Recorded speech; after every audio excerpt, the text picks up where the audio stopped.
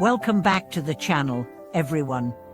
It's always a privilege to share this space with you, where we explore timeless wisdom that not only enlightens our minds but uplifts our spirits. Today, we are going to dive into something profoundly essential for anyone walking the path of self-awareness, spiritual development, or simply striving to live a more meaningful life. We are going to talk about the intersection of two powerful forces, discipline and wisdom, as revealed through the life and teachings of one of the most revered Buddhist masters of the 20th century, Master Zuyan.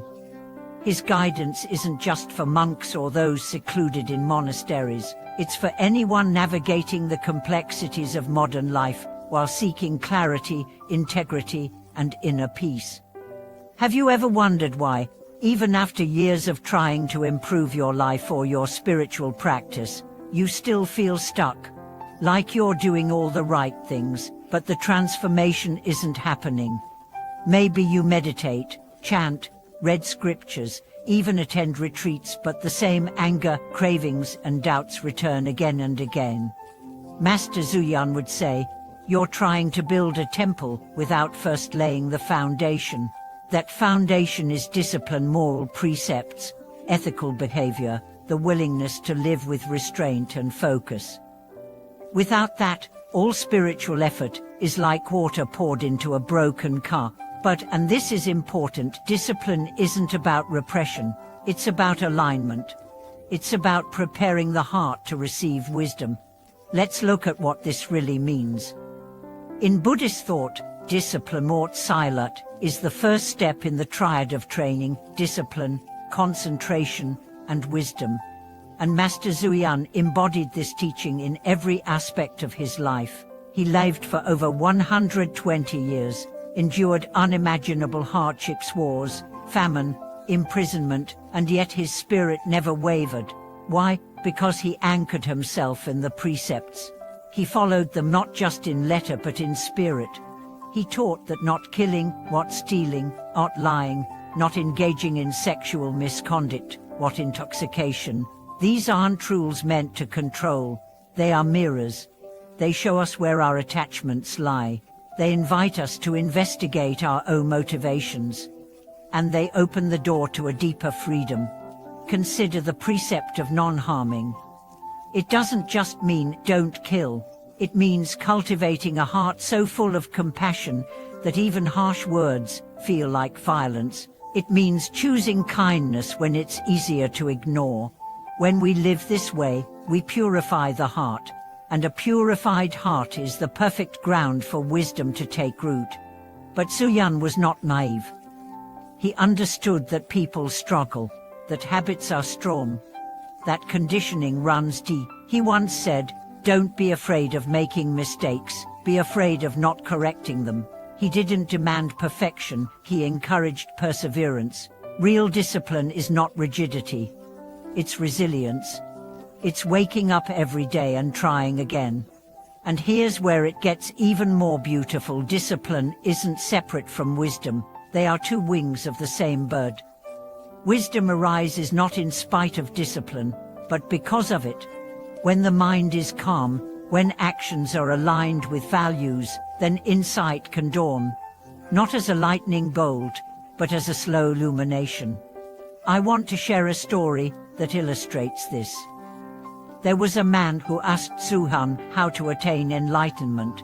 Zuyan gave him a broom and said, "Sweep the monastery." For days the man swept, growing more frustrated. Finally, he said, "I came for wisdom, not chores." Zuyan replied, "The dust on the ground and the dust in your heart are not separate. Clean one, and you begin to see the other." That's the essence of his teaching. Wisdom isn't always grand. Sometimes it begins with something as humble as sweeping the floor, or choosing not to speak when you're angry, or returning a dollar you found on the sidewalk. These small acts, done with mindfulness, become acts of liberation. Now let's talk about another critical point, how discipline protects wisdom. In our age of information, it's easy to accumulate knowledge. You can read dozens of books, listen to hundreds of talks, memorize countless quotes. But without discipline, this knowledge can become ego. It can make you prideful instead of peaceful. Discipline grounds you. It reminds you that wisdom isn't about knowing more, it's about being more. More patient, more compassionate, more honest, more awake. Zhu Yan's own life is a testament to this. Despite his fame, he lived simply. Despite his suffering, he showed kindness. Despite his insight, he remained humble. And that's because he never separated wisdom from practice. He didn't just teach the precepts, he embodied them. And in doing so, he became a living Dharma. So what does this mean for us? It means that no matter where you are on your path, the precepts are not burdens, they are blessings. They're not rules, they are reminders. They remind us of who we really are when we are not consumed by fear, anger, or desire. Start with one. Just one. Maybe it's being truthful. Maybe it's avoiding gossip. Maybe it's being more conscious of what you consume: food, media, energy. Practice it not as punishment, but as purification. Not as restraint, but as release. Watch how your mind responds. Watch how your heart softens. That's wisdom emerging. And when you stumble and you will, don't give up. Zhu Yan said, even 100-foot tall tree began as a seed. Just take the next step, and the next, and the next, with sincerity, with patience, with courage. You see, the real revolution is not out there. It's in here, in the way you choose to live each moment. In the way you respond to your own imperfections. In the way you offer compassion to a world that often forgets what compassion looks like. This is the path, not flashy, not easy, but real. And as you walk it, you begin to realize something incredible. You begin to see that every act of discipline is a doorway. Every moment of honesty is a window. Every choice to be kind when it's hard is a light. And through these doorways, these windows, this light wisdom enters. So I ask you, what would your life look like if you lived it with the integrity of Zhu Yan? What kind of person would you become if every day was guided by the marriage of discipline and wisdom? You don't need to be a monk. You just need to be willing, to be present, to be real. Let's walk that path together. If today's message resonated with you, I invite you to share in the comments below. What precept are you working on? What has discipline taught you? How has wisdom shown up in your life?